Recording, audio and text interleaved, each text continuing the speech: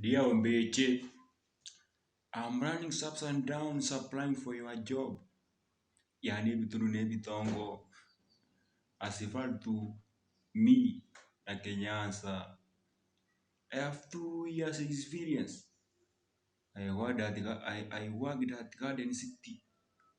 Oh, I'm sorry, Garden Stones.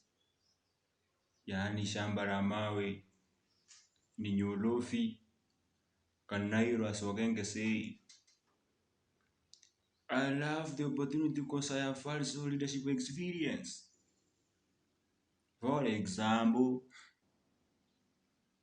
mutsule tsine kenyoro komye kyubo abaisi abakabora abaibi. Standing food ate bigeni chinyangi pamoja na amatanga. I will be love the chance to talk with you overseas and show you what I can do behind the bar.